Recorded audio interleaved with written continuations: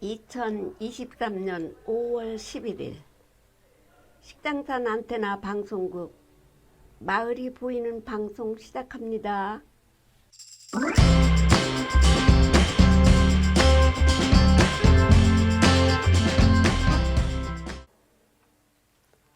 꽃이 필 때, 꽃이 질 때 사실은 참 아픈 거래.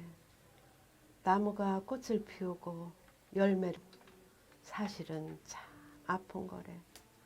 사람들끼리 사랑을 하고 이별을 하는 것도 참 아픈 거래. 우리 눈에 다 보이진 않지만, 우리 귀에 다 들리진 않지만 이 세상엔 아픈 것들이 참 많다고, 아름답기 위해서는 눈물이 필요하다고 엄마가 혼잣말처럼 하시던 이야기가 자꾸 생각나는 날. 친구야, 봄비처럼 고요하게 아파도 웃으면서 너에게 가고 싶은 내 마음 너는 아니? 땅에는 들꽃이 보이고 담장에는 장미가 보이고 하늘은 온통 푸르른 5월입니다. 초록과 파랑의 계절이라 좋아하기도 하지만 유난히 만감이 교차하는 달이기도 해요. 그런 마음을 잘 표현한 시를 이영희 디데이님께서 읽어주셨습니다. 기쁨과 슬픔은 늘 함께 가는 것 같아요. 마냥 행복만 추구하는 것보다는 더 깊은 내면의 이야기에 귀를 기울이며 같이 정답게 살아가 보아요. 맞지요. 아픔 없는 기쁨은 없는 것 같아요. 그럼 오늘은 어떤 흥미진진한 이야기 보따리를 가져왔는지 이야기해 볼까요? 노래 듣고 이야기 보따리를 풀어볼게요. 스텔라장의 어떻게 사람이 늘 사랑스러울 수 있어? 듣고 오겠습니다. 옛날 어느 마을에 딸 셋을 둔 어머니가 있었어요. 남편이 오래전 세상을 떠나고 어머니는 혼자서 딸들을 길렀습니다. 어머니는 아버지 없이 자라는 딸들이 가엾기만 했어요.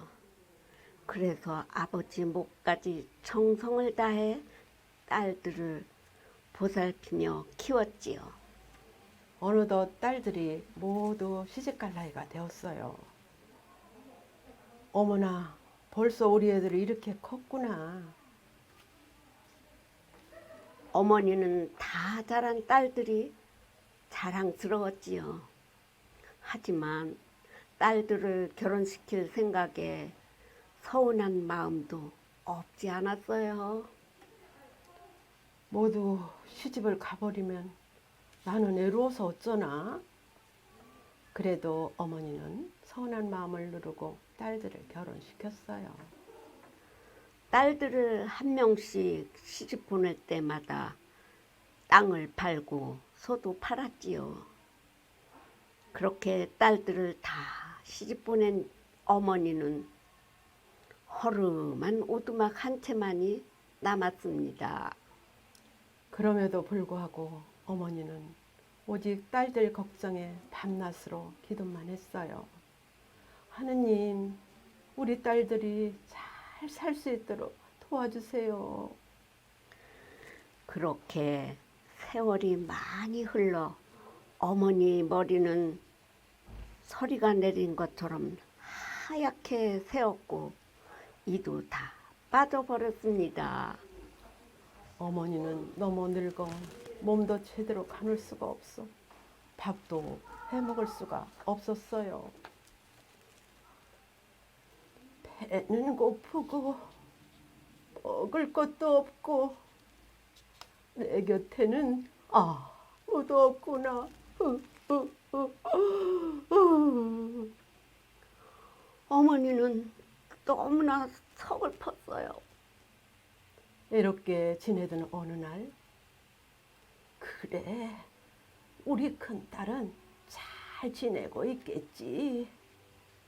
우리 큰애는 날 반갑게 맞아줄 거야.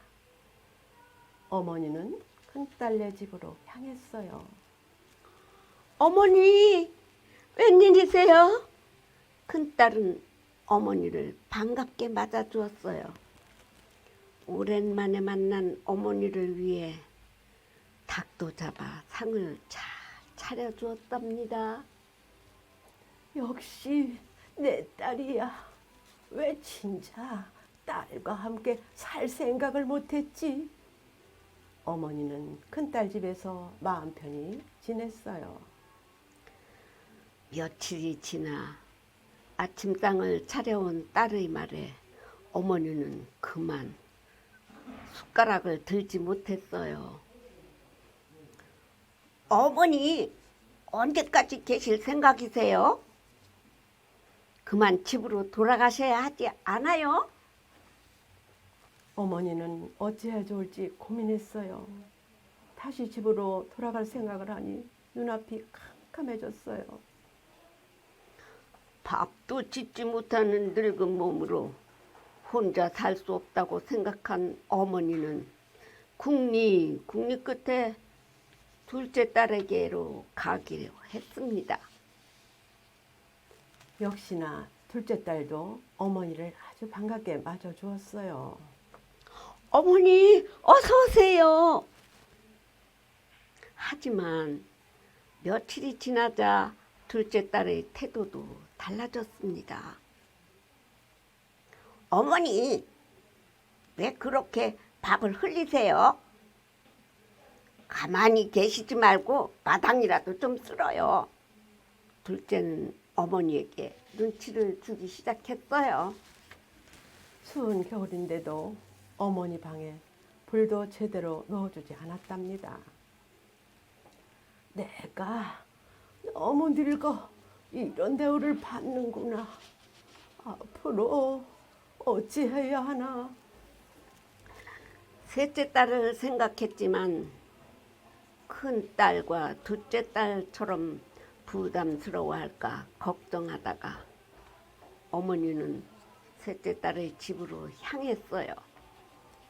셋째 딸의 집으로 가려면 고개를 하나 넘어야 하는데 고개를 넘던 어머니는 그만 쓰러지고 말았어요. 일어나려고 애를 썼지만 도무지 몸이 말을 듣지 않았지요. 이 고개만 넘으면 되는데 결국 몸을 일으키지 못한 어머니의 몸은 꽁꽁 얼었고 그 몸 위로 눈이 쌓이기 시작했습니다. 끝내 어머니는 숨을 거두고 말았지요. 어머니, 어머니, 어디 계세요? 셋째 딸은 언니들 집에서 어머니가 쫓겨났다는 말을 듣고 어머니를 찾아 나섰습니다. 눈이 속히 쌓인 숨을 거둔 어머니를 발견한 셋째 딸은 엉엉 울었어요. 어머니, 죄송해요. 제가 먼저 어머니를 찾아뵙고 돌보았어야 하는데 남편 없이 우리를 키우시느라 얼마나 고생하셨어요, 어머니. 셋째의 울음소리는 눈보라 사이로 퍼져나갔습니다. 그렇게 겨울이 지나고 봄이 찾아왔어요. 셋째 딸은 어머니 무덤을 찾았어요. 어머, 새싹이 돋았구나. 그런데 이건 무슨 꽃이지? 무덤 앞에 처음 보는 꽃 한 송이가 피어 있었습니다. 꽃은 길고 하얀 꽃을 쭉 늘어뜨리고 있었지요. 꼭 우리 어머니의 새하얀 머리카락 같구나. 그 뒤부터 이 꽃을 할매꽃이라 부르게 되었답니다. 그 그 옛날 남편 없이 정성껏 자식을 키웠던 어머니는 자식의 행복만을 빌어주다가 한 송이 꽃이 되었네요. 역시 부모가 자식을 생각하는 것과 자식이 부모를 생각하는 것은 크기가 많이 다른 것 같아요. 박정영 DJ님은 오늘 이야기를 통해 어떤 생각이 드셨어요? 네, 제가 만약 저 어머니 입장이라면 어땠을까 생각해 보았습니다. 시대가 많이 변했지만 눈물을 삼키며 이야기를 읽었어요. 어머니는 숨을 거두는 순간에도 자신을 발견할 셋째 딸을 걱정하지 않았을까요? 모든 어머니들의 마음이지요. 딸의 입장이라면 어땠을까 생각해 보았습니다. 부모님 살아계실 때 극진히 효도해야겠다는 생각이 듭니다. 20년 전에 어머니께서 돌아가셨기에 더욱 애틋한 마음이 드네요. 지금의 현실과 비교할 수 없겠지만 할미꽃에 이런 이야기가 있는 줄 몰랐는데 새롭게 알게 되었네요. 저도 그래요. 그럼 노래 한 곡 듣고 오겠습니다. 스텔라장의 슬픔이 지나간 자리를 듣겠습니다. 여러분, 오늘 이야기 보따리는 어떠셨나요? 앞으로 더 다양한 이야기들을 들고 오겠습니다. 식장산 안테나 방송국에 마을이 보이는 방송은 매주 1회씩 송출되고 있어요. 방송을 듣고 계신 주민분들 중에 나누고 싶은 이야기, 듣고 싶은 노래, 라디오 방송에 관심이 있으신 분들은 생명복지관에 언제든 방문해 주세요.